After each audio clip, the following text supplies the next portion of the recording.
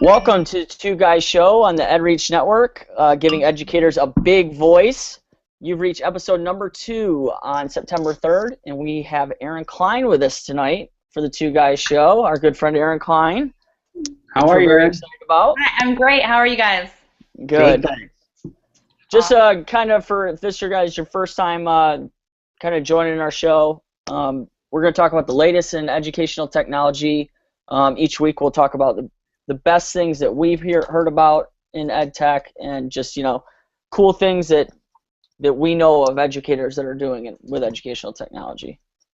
Absolutely. So, all right. So, what we'll start with is we're going to start with Twitter. This week in Twitter. So, I'm going to share something that I got on Twitter. I was talking with Kelly McCall, one of our friends out in Kansas. Big shout out to her. She was at Podstock. We love Podstock. Awesome. We love Podstock and ESDAC. So I want to give a shout out to her because we were chatting. She's a kindergarten teacher, and she's got a tech guy who's not a Mac guy yet, but that's just something between us. But the cool thing is he'd been giving her a hard time, and she finally kind of said, "All right, hey, take a look at this," and showed him some stuff with Erasmus.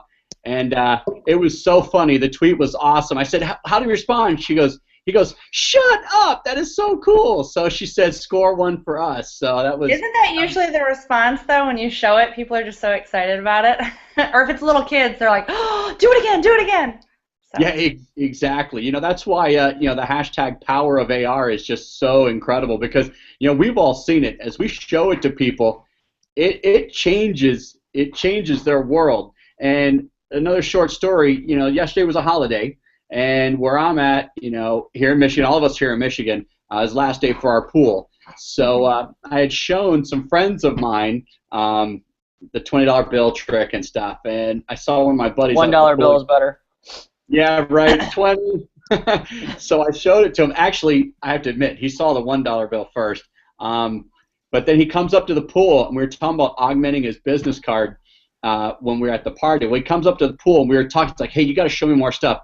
He literally got in his car, went home, got a business card. We literally augmented his card using Erasmus at the pool yesterday and just sitting there, and it was awesome. So we got it to work. We did it on his phones. He was taking it to work today to show his coworkers up. So it was pretty cool. Uh-oh, did you hit mute? I can't hear you, Drew. Erin, can I hear you? You should be able to. I was typing for a minute, but I wasn't talking, so. Drew, can you hear Drew, Erin? Nope. Me neither. Drew, no, I still can't hear. I can see your mouth moving. I can see that too. All right, well, good. So, Erin, while he's figuring that out, do you have anything that happened on Twitter this week? Gosh, it's every day, right? Yeah, exactly. You can have a ton of stories to share. So much. Well, actually, just right before this, I saw that Drew had tweeted out that Edu All Stars was doing a podcast with Eric Schinninger. Right. So I was able to kind of catch a glimpse of that before logging on with you guys. And then, of course, I go and I grab my phone, and I was like, "Oh, I've got a million texts from Drew. He's wanting me to hop on." But it was great. Any chance I think you get to learn from people in your network is phenomenal. I was listening to Eric. He was sharing this story about how with these Verizon tablets that he had gotten, and he was just so excited about getting the new technology for his building, and he ended up just saying, "Yeah, sure, let's go ahead with it." And one of the school board members apparently had seen the tweet because he tweeted it out. He was so excited, and he said it was a big learning experience because there are systems and protocols that you have to kind of go through, just kind of make sure that everything you're doing, everyone's on board, the community feels involved, and there's acceptance. And so, everything, even just taking in that was like a big thing for me because I get so excited about finding out about connections and networking and opportunities that sometimes I'm like that. I just kind of want to jump on board and say, yeah, that's great, especially if it's an opportunity or a chance for the kids to benefit. And sometimes I have to say, okay, wait, step back, think about this. Let's make sure that everyone's involved and feels a part of it. So, yeah, that was kind of like my most recent, 10 minutes ago, big aha on Twitter. I know what you mean. It happens all the time. Drew, do you got sound now? I don't know. Can you hear me? Yeah, we can hear you. Yeah, so all right, good. Give us a shout out, something from Twitter this week that really caught you. Um, there's just so much things that go on Twitter on a daily basis. I mean, it's wild the power of it. I would say, I mean, each day the ability that we have to connect with people all over the world that are doing things, that the same passions that we have on changing the lives of kids and the students that we come in contact with every day. But I mean, we're all solving the same type of problems, but everyone's doing it in a different way, and I think that's powerful. And just the ability to connect with Erin. I mean, that's how we met Erin, was through Twitter, and she works a mile up the road. Yeah, So, exactly. I mean, we wouldn't even have known that if it wasn't for the power of Twitter. So, I mean, yeah, to think we had no idea who each other were. Yeah, right? And we teach like a mile and a half away from each other, and we were doing a lot of the same cool stuff. And it's been pretty awesome since we were able to connect through Twitter. And Drew and I were talking about something today. Just today, we were connecting with a bunch of educators in New Zealand. So if any of the Kiwis are out there watching, oh yeah, we love our New Zealand folk. I was chatting with a couple of them, and I asked Luke Dyer, a good friend of ours, to hook us up with some New Zealand educators, and boy, did he ever. And I was just telling Drew as we got on the Hangout that we're probably going to have a couple sessions because we said let's do a Ed Chat New Zealand style with GHO. So we're going to be doing that, and that's one of the cool things. And that was just happening. That started last night. We already have so many educators involved. We're going to have to just get a few and then maybe create the event and go live, so broadcast live. So that was kind of cool as well. Awesome. That is cool. Just hopping back on the AR train for a minute. When I got muted earlier. Yeah. So go on. We were just talking about a little bit about Erasmus, and you're talking about the $20 bill trick and how it's not as cool as the $1 bill trick. But I mean, I know Brad, you agree with me, but we think Daiquiri has the best stuff out there, and you can't quite get your hands on it yet. But good thing that they got their the Kickstarter funded, because hopefully a lot of people the next few months will be getting some Element 4D cubes and some more exciting educational stuff that they'll be working on. When are those supposed to arrive? Have they said yet? The Kickstarter campaign, I thought, said December. I recall December. I'm not sure. Be a nice holiday gift. Yeah, exactly. Maybe our folks at Daiquiri, if you're out there watching, if you can confirm that for us, just tweet out maybe it's December and just use the hashtag The Two Guys Show. We'd appreciate it if you're out there tonight. Also, so it was kind of cool. I wanted to give Erasmus a shout out just now because a few minutes ago, our good buddy Luke Dyer, who is a New Zealander but he's teaching in China right now, he's like trying to set up my Erasmus account, studio account, and he's like, I can't get in. So we're like, what? We can't have that. So we tweeted at Erasmus and said, you got to let this guy in. I know you got filters, and I'm sure he was blocked. No, I'm just kidding. I was. But it was cool. They got out right back right away and tweeted out and said, hey, here, you're all set. Here's your account. Let's use this link and we'll get going. So that was kind of cool. I said I'd give him a quick shout out on that. So that was kind of nice. So, but hey, let's chat about some ed tech conferences that are coming up. I know Drew and I got a couple that we got information about this week. Erin, what are some things on your horizon? Places you're going to either speak or go and be a learner? Yeah, I love the ones I'm going to be a learner. Well, let me get my handy notebook. This is my favorite thing about Erin is that this intense planner. She's super organized. Yet her daily planner is a composition book. Isn't this sad? Look. This is great. It's terrible. But new planner is on the way, correct, Erin? It is. I just ordered it. I'm so excited. Erin Condren, the website, you can go to erincondren.com. She has a whole tab just for teachers, and Perfect. I'm super excited. My planner, it's kind of pricey, but definitely worth it. And it'll be here. I thought it was going to be here today, so I'm really bummed, but tomorrow, fingers crossed. So things I have coming up. October, I'm doing independent schools because I'm not at I'm at a private school, so I've got a conference coming up. It's local, though, that I'm presenting a couple sessions there. Then I'm going to the National Independent School Conference in November, and then a conference in Lansing, Michigan for kindergarten teachers that I'll be presenting at. January, I'll be in Mississippi.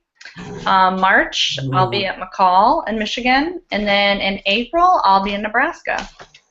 April, what are you doing in Nebraska? What conference? Hopefully, fingers crossed. Fingers crossed. I don't want to jinx myself. Yeah. So Well, that's cool. yeah, I don't want to get ahead of myself, but I'm hoping to keynote one of the conferences there. So That's awesome. Shout out to Nebraska. I lived there for a few years. I have some friends in Lincoln. I lived in Lincoln and worked in Omaha. So shout out to our Nebraska friends out there. awesome. If you're watching tonight, hit us up on Twitter too, guys. Show that'd be awesome. Yeah, Very Brad. cool. Brad made me do the Nebraska tour with him on our 24-hour tour back from Kansas, from Podstock. Brad needed to sidetrack a couple of miles, hours into Nebraska so we could go to, relive memories from his glory days of the 1960s. Ouch. Ouch. Yeah, seriously. That's pretty funny. So, anyways, so Drew, we got a couple things. We got emails over the last week.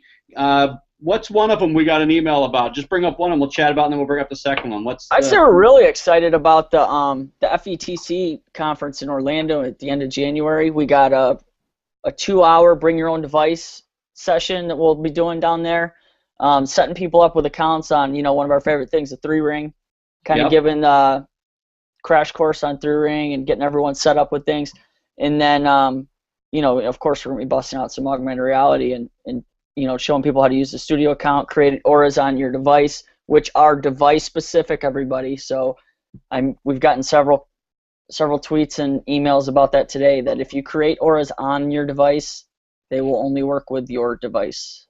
Correct. If you want other people to view them, make them in the studio account and add them to a channel.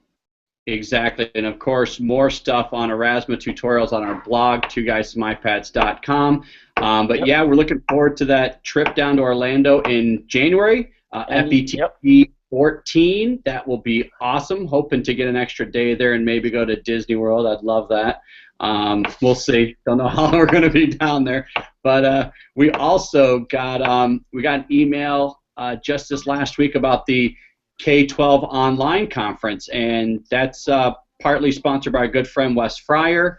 Had the pleasure of hanging out with him out at Podstock this summer when we were out there, had dinner with him, and he thought we'd be a good fit, so we applied, and we were just announced that we are speaking. So Drew, why don't you tell a little bit about that, just some bits and pieces about that for our audience. It's a 2-week, free online tech conference for people to view a bunch of amazing presenters that will be just giving free little presentations. I'm not even sure how long they are, to tell you the truth, but it's 2 different weeks. It's I think it's the last week of October and then the first week of November, I believe, or last 2 weeks of October, something like that.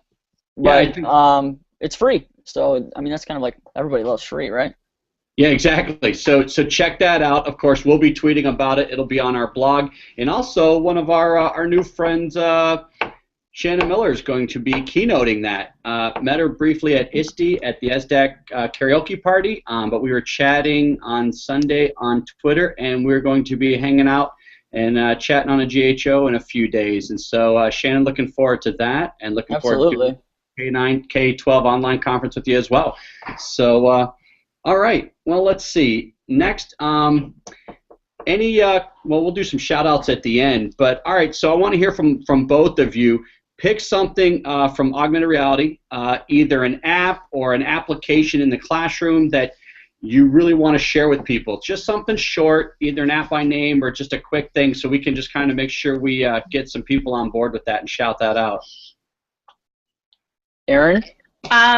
The first thing that comes to my mind, just because we're doing it tomorrow, is the Color AR Mix, the app. The kids are going to create a color story to kind of go with it, but I'm not going to tell them about the writing portion yet. So I'm going to kind of like save that. And they're second grade, it's the beginning of the year, so it's all about just having fun, getting to know each other, and we've just been doing all sorts of fun activities today. It was a half day. So they are going to just think that they're selecting a random color page, they'll color, and they'll do their personal best, and then once everyone is done, if they finish early, they can get a second one, but once everyone's done, then I'll kind of break out the technology and let them see their little drawings come to life, and it'll be like a little magic show in class, and they'll be so excited.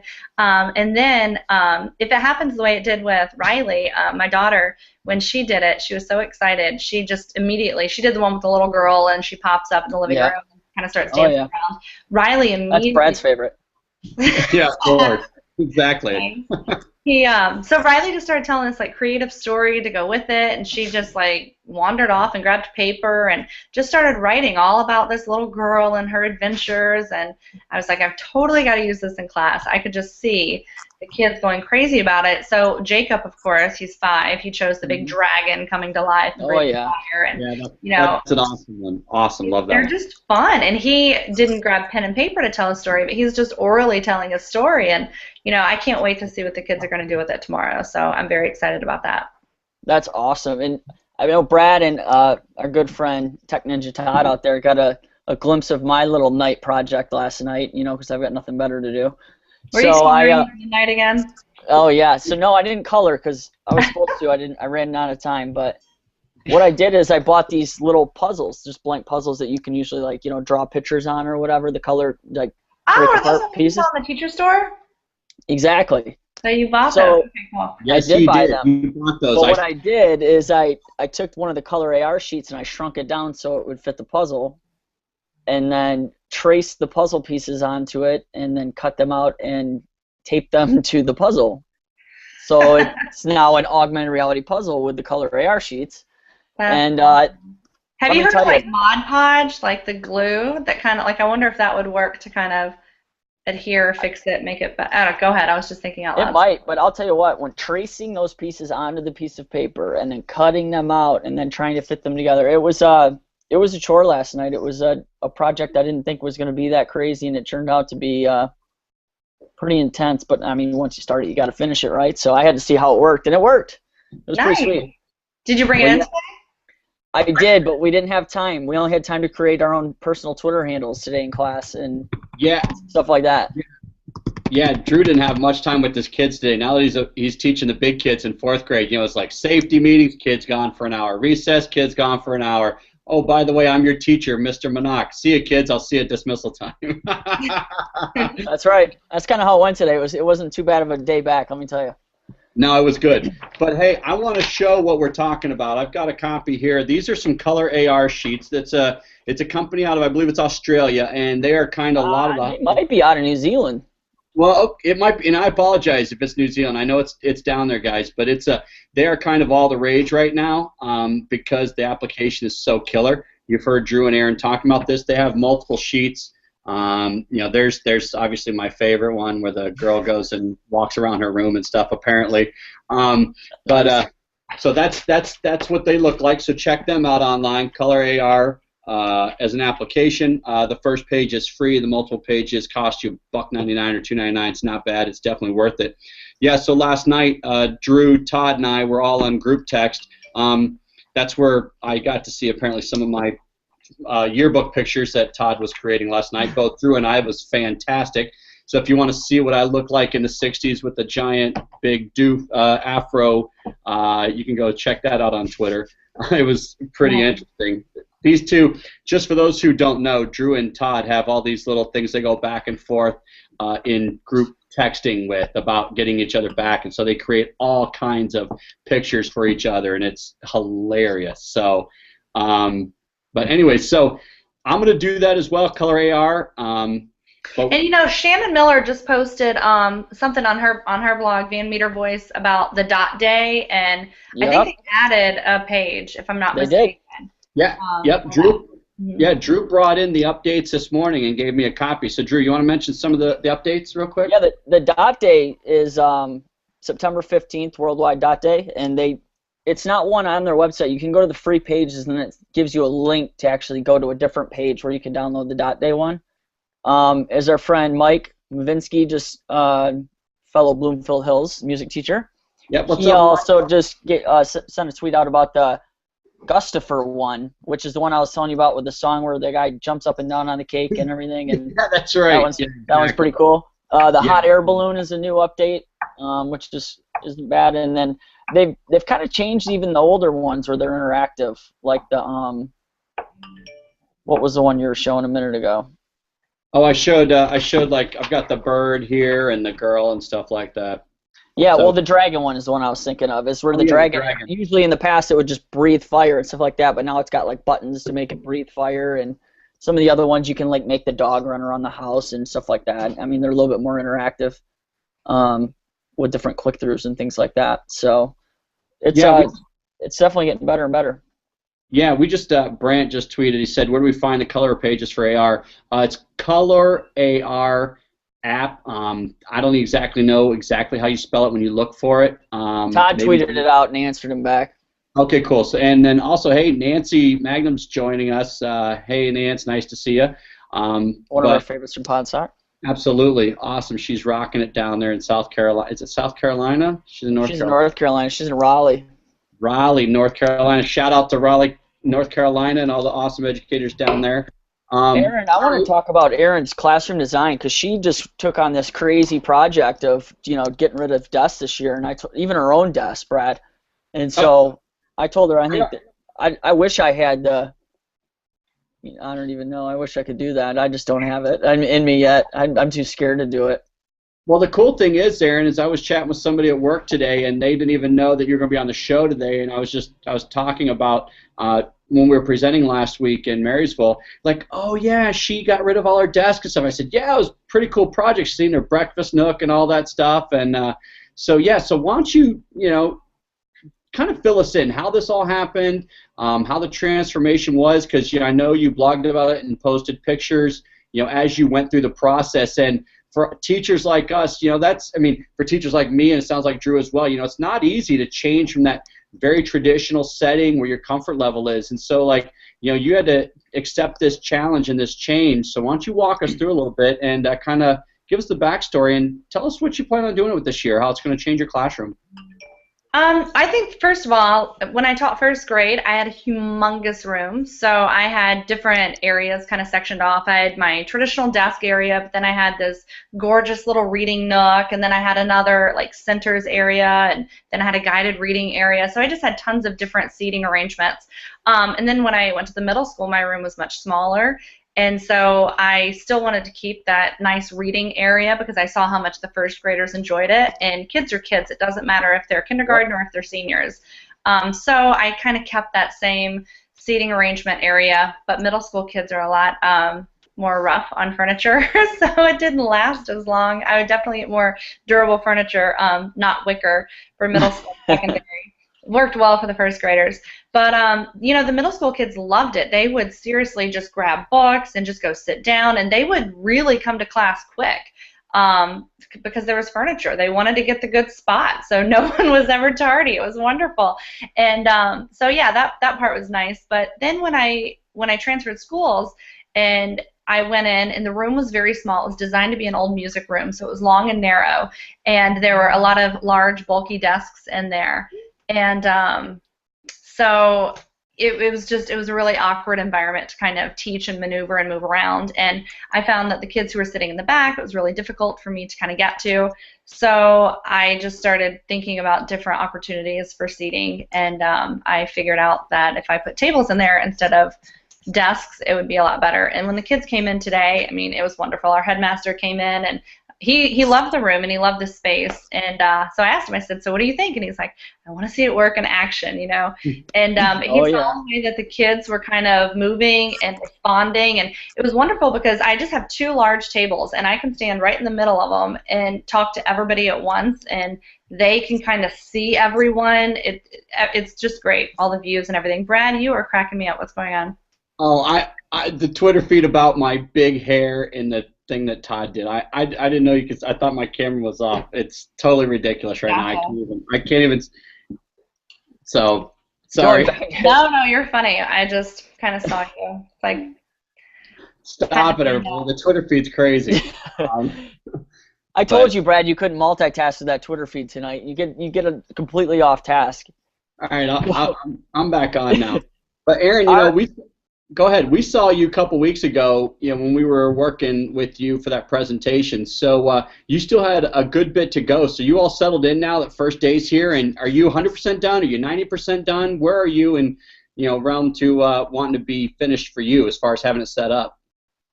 It's done. Right on. It's done.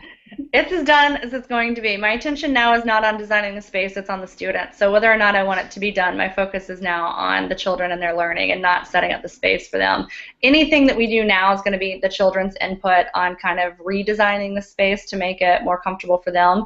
But at the end of last year, I took a lot of advice from the second graders who are now third graders, and they were the ones that kind of gave me the idea for the breakfast nook and incorporating non-traditional furniture. They're like, well, why not? And of course, as soon as you walk into a Barnes & Noble and you see moms and children just sitting on the floor and just reading books, and I mean, books are not on shelves. They're scattered around the floor. There's a big stack of them over there on the table. They're just accessible. Yep. They're not in bins labeled with genres. They're not, you know, neatly organized. It is a hot mess of reading going on, reading and thinking. Of course, there's organization, yes. But when you're in the process of learning, I think that learning is messy and it's fun. And we have like stuffed animals everywhere that go along with the books. We have comfortable seating arrangements, and I just want kids to feel comfortable going to get books. And I don't have a lot out on display right now in my library because I plan to change my books out every 2 weeks or so that there's always like new movies coming out, new books coming out, so there's new features. And I actually have a new features board right by all of the books so that I can highlight what new books are available. And so the kids, they're really excited about it. They couldn't wait to just grab the books today. In fact, during indoor recess, I brought out all of the different games that they could play, and I have tons of like cute crafts, and kids usually just gravitate towards coloring and the stickers and the big giant floor puzzles. But today it was really interesting. I went to go grab my phone and snap a couple pictures to make an Animoto video to put in Remind 101 to send out to all the parents. And as I was doing that, sorry, that was my quick plugs. As I was doing that, I looked around the room anticipating children to be like scattered on the floor playing puzzles and stuff, but instead they were all like gathered with books, and they were all reading, and my shelves were kind of bare. All my beautiful display shelves were just bare, and they're so enticing that the kids couldn't like not put their fingers on it and grab these books. And then one little boy came up to me, and he had this like cute little Spider-Man book, and he says, "Mrs. Klein, can I borrow this?" And it was a little treasure. I'm like, of course you can. Take it home. Do whatever. Like, these are for you guys. So I think when you make things look good, and with presentation, just like when you go out to eat, when something looks good, it almost doesn't matter how it tastes. You're thinking it's going to taste good. So I think setting things up nicely kind of sets the stage for success as well. That's funny because I liked your Instagram picture of your classroom today. And, you know, I guess that pops up on Facebook or whatever, but our social worker at work commented on it that she wishes that her office looked like your classroom. So, yeah, it doesn't. I've seen it, Wendy. It doesn't. No. No, it's not. It does not. But then again, she's in a tiny office with no room. Sorry, we need a window in there. I hear you. But, I mean, that just kind of shows you what your classroom looks like, and, you know, just the setup and how inviting it is for the kids. And I ended up texting Erin the other day asking her for advice because I want to find a table and chairs like in an area for like a reading nook in my classroom, which I haven't found yet, but it's a work in progress. Yeah, I have. You know, it's funny when we were at 21st Century Learning. All three of us were there. You know, last week and a half ago. It's funny you said that about your middle schoolers, Erin, and coming into classroom. Because remember what one of the guys said: you don't want your kids to be late to class. Get a couch, because everybody fights for the couch. And I actually have a couch in my classroom. And yes, it does become an issue. So it's, you know, it's great. It's also something you have to manage, you know, because everybody wants to sit on the couch. So, but hey, but so Erin, I want to ask you. You're talking about your books and your presentation, and everything. What is one of your favorite? If you could give us one title of a book, either your favorite you've read in the past or one you're looking forward to reading to the kids this year, what would be one of your favorite books you'd like to read to the class? I love Hurricane by Jonathan London just because it lends itself to a lot of craft for writing for young authors to be inspired by. I also love the book Fireflies. I mean, there's so many good ones. And one of my favorite authors is Michigan author Maria Dismundi. She does a lot for character education. She has books like Spaghetti and a Hot Dog Bun and just a lot of fun books. Yeah, just gosh, I'm trying to think. Of course, anything like Wimberly Worried we'll be doing tomorrow. Those are always great books by Kevin. Just lots of fun ones. Roller Coaster is a great one. We use a lot for writing workshop and reading. So didn't you augment something with Roller Coaster? Pardon? Didn't you do augmented reality? Didn't you augment something with the roller coaster book? Yeah, you No, did. I did not. My student One of did. the girls in your class. That's right. That's right. That's right. I All forgot. right. Well, hey, Drew, real quick, I want to hear something from your first day today. We all three of us started school today with our kids. Tell me something about your first day. Well, besides having my kids for like an hour for the whole day. Yeah, really. Yeah. So No, what did you do in that? I'd say the limited most time? exciting thing today is, I wanted to create an atmosphere to where it was not like, because I taught third grade last year and now going to fourth grade. I have actually 5 kids that I had in class last year that kind of know my routines and how I teach, but I told even them that, this year is going to be different. This year you're not going to be learning just from the kids next to you, and you're not going to be learning from just the kids in our classroom and the other kids in fourth grade, but we're going to be learning from kids your age from all over the world, through Skype and different projects that we're doing, that we're really excited about connecting with KidBlog and in all those ways to make learning global for even kids in third and fourth grade. But I made a Twitter wall, just an analog one, not digital, and it's where each kid gets a sentence strip that's laminated, and every kid got to create their own Twitter handle, and I had like a little poster that had the Twitter basics where we went over, what a hashtag is and what a Twitter handle is and, what a tweet is. So every morning now, that is how they are going to start their day, is they get their Twitter handle, and their sentence strip will be on their desk laminated, and they grab a marker and they start every day by tweeting. They're going to tweet about their feelings, something they're excited about, and that'll kind of give me a window into kind of building those more personal relationships to, connect with my students in my classroom. And I'm really excited about it. And the kids were like completely blown away. We get to do our own Twitter? That's amazing, I'm like, well, not a real one, but so it'll be exciting. Well, we want to make sure I saw that this morning. It was really awesome. We'll have to make sure you take pictures and tweet that out as well. I will. I already told you I'm going to steal the idea as well. And I want you to restate something that we talked about this morning. So a kid comes in and writes something, my dog passed away last night. So what's that do for you as a teacher when you see that on your student first thing in the morning? Well, you just talk about it. I mean, if a kid's down or whatever and you don't really know why, you might not really know how to approach it. But when just something fun and like that where he can write a tweet and, about what happened, if he comes in and says that his dog passed away, obviously you're going to approach that kid a little bit differently that day, and obviously that's going to be a hard day for that kid to learn, So, I mean, just it's a one way to kind of get a window into what's going on with them, their feelings, and kind of what life is, outside of the classroom a little bit, and build that personal relationship. So it's exciting. Absolutely. All right. Well, I know we have a few minutes left. I'm going to tell you a little bit just a quick thing about my first day, and then we'll give a few shout outs, and then I have a question for both of you. All right. So in my class today, I read Mike Mulligan and the Steam Shovel. Part of the reason I read that is because I talked about analog learning and digital learning, because the kids are getting familiar with digital learning, so they actually understood digital learning until I explained what analog learning was today. So we talked about how we're going to learn both analog and we're going to learn digital.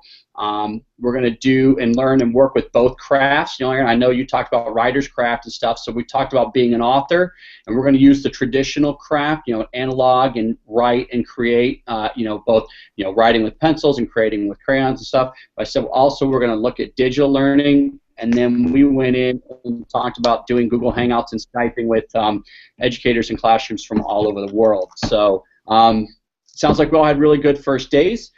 We will be in this together for our entire school year, so it'll be fun chatting with each other as we go along. But so now I'd like to, Erin, is there any one bit of advice or anything that you want to give or share with either new teachers or veteran teachers before we start wrapping up and give shouts out to people? Take risks. Yes. Don't be afraid to try something, because you are going to mess up, but then you're going to learn from it. And I think it gives students permission to take risks when they see that their teacher is doing it as well. So I think just have fun, and if you have an idea, just go with it, and then kind of just grow from there. So I think that that's fun. And then also an idea for the two of you. A friend of mine, Kyle Pace, just tweeted or texted me and said that you guys need to do an AR 101 Google Hangout. So maybe an idea for one of your upcoming shows, because you guys could really kind of do AR basics and then intermediate and advanced. And I think you could probably fit it in 45 minutes, but just kind of start with what it is and the different apps that you can use to kind of do it, because there's a lot of people out there who would like more information on that, because I think we kind of throw around terms and we kind of throw around websites, and I think just having a whole episode dedicated to that, starting from the basics at the novice level and then kind of working up, I think would be good and beneficial. So. Well, that's cool. Yeah, thanks, Kyle. That's a great idea. Thank you, Kyle, and shout out to Kyle. Absolutely. So, Drew, we'll have to talk about that, because that sounds like a great topic. And that would be one we would do together. It'd be easier to show stuff if we're side by side. And he would be a good guest on all things Google, because he's like the Google master. I know. Okay, Kyle, not gonna lie. Yes, he is. So, Kyle, it's a plug right now. You're gonna have to get on the show here and do some Google stuff with us. Exactly. It's funny because I saw Kyle retweet this, and I'm like, hey, I haven't talked to him in a while, so I was already thinking, yeah, that's another person for the show. So, Kyle, give you a shout-out, and I would love to chat and see if we can get you, get a time, get you on here, do some Google stuff with all of us. All right, so here's what I'd like. Shout-out to 2 or 3 people in your PLN. Just give them a quick shout-out, either through Twitter PLN or just general PLN. Aaron, why don't you go first? 2 or 3. Wait, what about like that cognitive think time? Like, just put me on the go. Wait, I need my 10 seconds. Drew will go because Drew knew this was coming. If you're not ready. No, that's okay. I don't want to be. You know me. I don't look at the show notes. This is how we do things. So we just talked about Kyle Pace. So obviously I will say Kyle. Good friend, right? Good one. Next, I would say Tony Vincent. He's just amazing. Website learning in hand. So he's just a wealth of resources. And then, Steven Anderson. He is phenomenal. He is always tweeting. Obviously, you can tell by the vast amount of followers he has. He's sharing beneficial information. And I'm going to say another one, too. Angela Myers. God, there's so many. It's hard, isn't it? I have a whole Twitter list just called, PLN. And I keep it to under 100, so 100 people right there you can follow. They're all amazing. So. Right. Well, I know we were chatting with Angela on Sunday, so she is going to be on the show at some point. I know she's doing some amazing things. She's also working with Todd, so another shout out to her as well. So great people you brought up, Erin. Drew, who are some of the people? I know we have tons as well. Who's a couple people you want to shout out this week? Man, this is so hard every time. I mean, I do kind of know that this question is coming, but at the same time, I don't really always look at the show notes or whatever, because I know I'm not the way we do things. Right.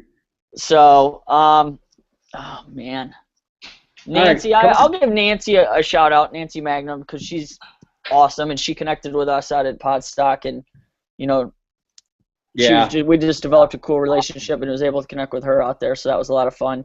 I'm going to give one to Ginger Lumen, because Ginger is phenomenal. They were up here, her and Kevin Honeycutt were up here in Flint doing some awesome work with Ron Madison. There's another shout out for Flint STEM team.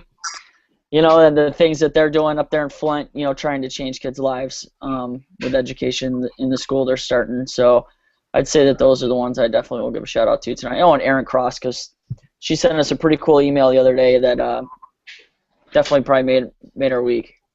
Yeah, Erin Cross from Ohio sent us a really cool, a nice write-up, and that was great. So keep us informed. Great story there. Keep sharing with us. All right, so I'm going to shout out a couple people. I want to shout out Brian Wassam, our reality co-founder with us for AR Detroit. That's our monthly meetup for all things augmented reality. If you're in the Detroit metro area, the state of Michigan, Southern Ohio, and you want to join us, September 23rd, go to meetup.com, check it out. He is absolutely amazing. He's an attorney who does things all augmented reality. Amazing. Saw his full presentation for the first time, and Drew was not there, but he knows I was tweeting it out like crazy. I was thoroughly impressed. Amazing presentation skills, well-informed, awesome guy. Next person, Brad Gustafson, principal at Minnesota, sends out these sends out these basketball cards and stuff and trading cards and makes them augmented and does a great job with them. So, am I still on the screen? Yeah. Yep. Okay. All right. And then I'm going to give a quick shout out. These are. Can you guys see that? Yeah.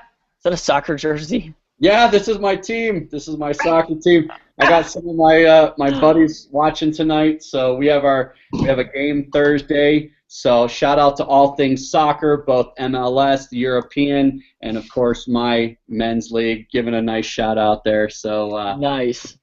But hey, Erin, it was great having you on tonight. I know we will see you around, but any parting thing you want to say before we let you go? Yeah, you got to show off a t-shirt, so I'm going to show off mine. So What? I have my TechSmith t-shirt on. Yay! All right. So, Drew, come on. it's nice. now a fashion show.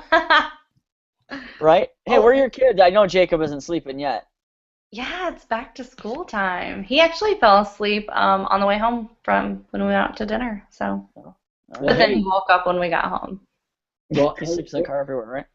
so I have to give Erin some props and my mom some props. They were the ones, they tackled the Instagram pictures of the I Spy educational technology. I sent out two, one on Instagram, and then if you saw the Instagram one, it was cool. But if you saw the Twitter one, it was crazy. I ended up having a bunch of T-shirts on there and stuff. Sophia, Remind 101, Study Blue, all of it. So awesome stuff. So. Well, thank you, Erin, for joining us tonight. We really appreciate it. We'll have to keep in touch. Love to have you on the show again and hear an update on how your classroom is transforming and hear about how the kids are doing amazing things with you in your classroom. That sounds Absolutely. fun. Thank you. I would love to. Also, if EdReach is, they're hot, apparently. They're real hot on Stitcher Radio. So download that app, and you can check out our first couple podcasts on there. Go to edreach.us/Stitcher. Also, check out that PBS and EdReach are doing some EduWins with whatisyoureduwin.com, so make sure you check that out. And also follow them on Twitter. And then, of course, you got to follow us on Twitter and check out our blog, Two Guys and Some iPads.com. I'm Tech Medoc. I'm Tech Brad Wade. And Erin, how do they get a hold of you? I am at Klein, Klein, Erin, on Twitter. You can follow my blog, kleinspiration.com, or on the Scholastic Top Teaching blog. All right. Yes, which is awesome. Congratulations on that. So thank you everybody who tuned in tonight, and All right. see you next Tuesday. Week, we got to talk about next week. All right, so next week our guest is Todd Mooney. He's AKA Tech Ninja Todd, one of the co-authors of Flip 2.0. He is an expert in the flipped classroom, does a lot of PBL in Classroom 2.0. You can catch him on his broadcast of Edu All-Stars on iTunes podcast. He rocks everything. He owns the state of Texas, one of the coolest cats I know. And so we will have him next week. So it's Part great. of the proud member of the Short Man Club. I will throw that in there. Oh my God! Don't make me show the picture of him when he was Dave Burgess. Oh, that was the best. Him and his yellow flip flops. I'm gonna show it, Todd. So, all right. So, Erin, thank you again so much. It's great having you, and we look forward to chatting with you more in the future. Likewise. Thank you guys very much. All right. Bye, everybody. See you, Drew. See you tomorrow. Stay connected, my friends.